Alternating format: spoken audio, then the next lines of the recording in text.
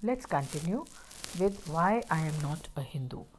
तो अब तक हम ये पढ़ चुके हैं कि कैसे एक दलित समाज का बच्चा जब स्कूल जाता है तो क्या क्या फ़र्क महसूस करता है, वो किस में, अपने में और एक ब्राह्मण के बच्चे में।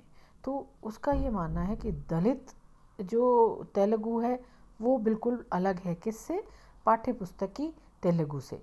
तो तेलुगु पढ़ते समय उसे लगा कि हमारी जो भाषा है वो पाठ्य पुस्तक की भाषा नहीं है, और पाठ्य पुस्तक की भाषा चाहे वो तेलुगु ही क्यों ना हो, जो कि उसकी भी भाषा है, उसके लिए उतनी ही अनजान और अजनबी थी जितनी कि शायद अंग्रेज़ी। तो अंग्रेज़ी पाठ्य पुस्तक को पढ़ने में जो कष्ट वो महसूस करता था, या जो प्रयत्न उसको करना पड़ता था, उतना ही प्रयास उसे उस तेलुगु पाठ्य पुस्तक को पढ़ने में भी करना पड़ता था, जितना, जो कि कहने को तो उसकी भाषा थी। तेलुगु वो बोलता था, लेकिन वो बोलचाल की तेलुगु पाठ्य पुस्तक की तेलुगु से बहुत अलग थी। और जो दूसरा उसको अफसोस था वो इस बात का था कि कभी भी उसने अपने इस जीवन में ऐसी कोई पुस्तक नहीं देखी जहाँ दलित समाज के जो देवी देवता हैं, जो लोक देवताएं हैं, जो इनके लोक नायक रहे हैं, जिनकी कथाएं सुन सुनकर ये पले बढ़े हैं, उनका जिक्र कभी किताबों में देखा हो तो वो किस्से या कहानियाँ देखी हों। उन्होंने राम और कृष्ण, इनके कहानियाँ तो खूब पढ़ी हैं।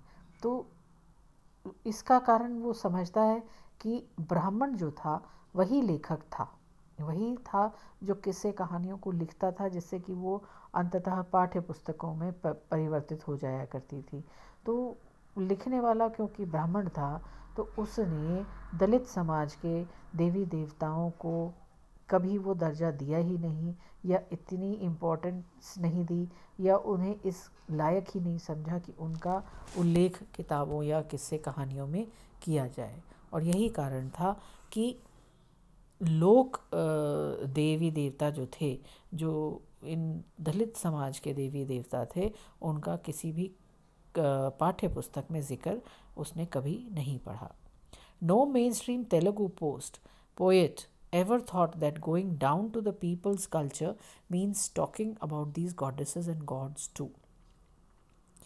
और ये जो मुख्य धारा थी तेलुगु की, तेलुगु के कवि लोग जो थे उनमें से भी किसी ने भी ऐसा कभी नहीं सोचा कि लोगों को अगर अपने साथ मिलाना है तो उनके देवी देवताओं का जिक्र भी होना चाहिए। No poet thought that what people talk about, discuss and communicate with each other every day makes poetry. किसी भी कवि ने ऐसा नहीं सोचा कि लोग जो रोज़मर्रा बातें करते हैं, जो डिस्कस करते हैं, यानी जिस पर विचार विमर्श करते हैं, या जो एक दूसरे से कहते शेयर करते हैं, उसकी भी कविता बन सकती है। Even poets and writers who were born in these Hindu families and later turned communicist, atheist or rationalist, they too never picked up the contents of our daily lives as their subjects.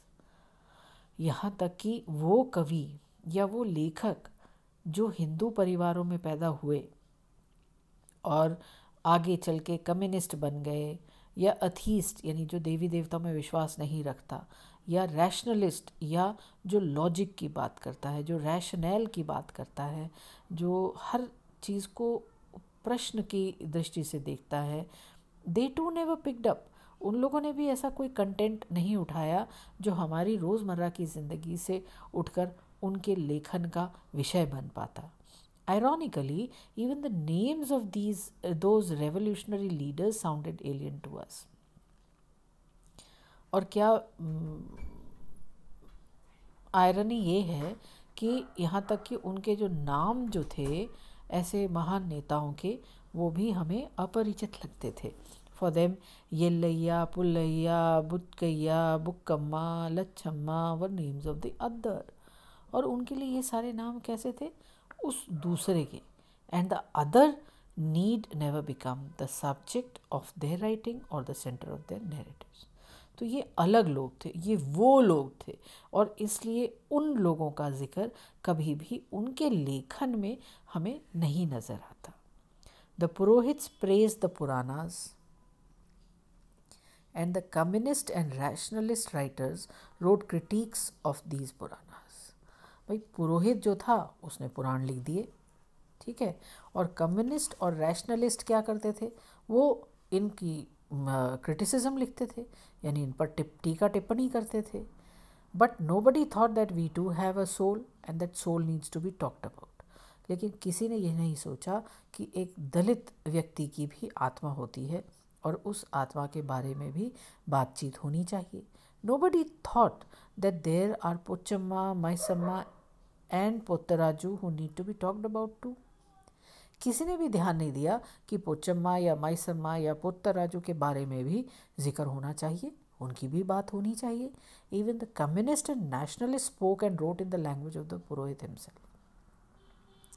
यहाँ तक कि जो communist था या जो nationalist था, जो secularism की बात करता था, उसने भी ना तो कहा, ना वो उस बारे में बात की, ना लिखा, क्योंकि लैंग्वेज जो थी वो पुरोहित की थी, तो पुरोहित की ही भाषा में वो लिखते चले गए.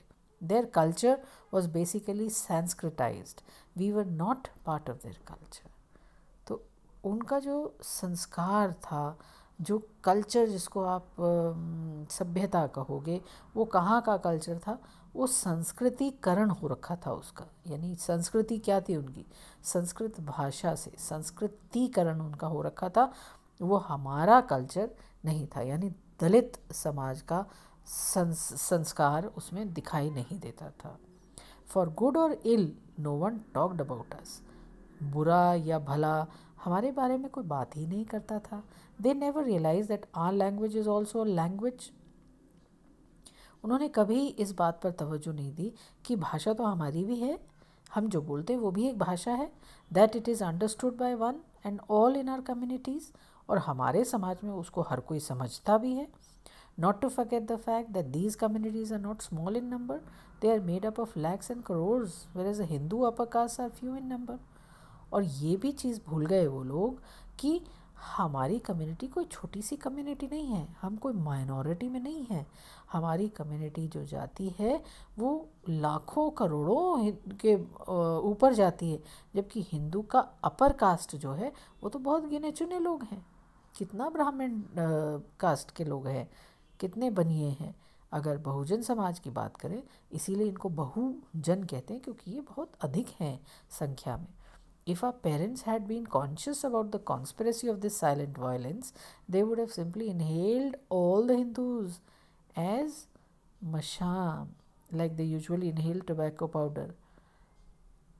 अगर हमारे माता पिता को या हमारे बुज़ुर्गों को इस चीज़ का आभास होता कि कितना बड़ा षड्यंत्र रच रहे हैं, ये जो साइलेंट वायलेंस हो रहा था हमारे प्रति, जो दलितों को दबाया जा रहा था, अगर वो सुनते समझते तो कैसे पी जाते. जैसे वो नशा करते हैं, जैसे वो टोबैको पाउडर पीते हैं, ऐसे वो हमको हिंदुओं को सोख जाते. what was arrested and what was stifled was that consciousness.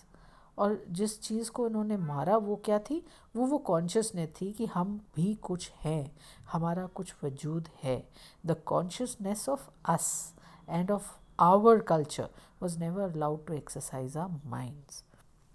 इसलिए उन्होंने क्या किया, दलित समाज को दमन किया, उसका उनके अंदर से उनके होने का एहसास छीन लिया. हम और हमारा, ये दो शब्दों को सोचने की क्षमता ही उनसे छीन ली. उनका इतना दमन हुआ, उनको बताया गया कि संस्कृति तो यही है, पढ़े लिखे बनोगे तो पढ़ना क्या पड़ेगा, पढ़ना पड़ेगा ब्राह्मण समाज के द्वारा लिखी गई किस्से कहानियाँ जो किताब में, पाठ्यक्रम या पाठ्य पुस्तकों में छपी हैं. जो दलित समाज के देवी देवताओं हैं उनका कोई जिक्र नहीं, उनके बारे में कोई कहानी किस्सा नहीं, उनके संस्कृति को नीच संस्कृति बता दिया गया. इन लोगों को पढ़ने दिया जा रहा है, इसका उन पे एहसान जता दिया गया. तो दलित समाज से जब बच्चा स्कूल पहुंचा, कॉलेज पहुंचा, तो उसने ये एहसास किया कि उसके समाज को तो नीस्ता नाबूद कर रहे हैं ये ब्राह्मण शिक्षक.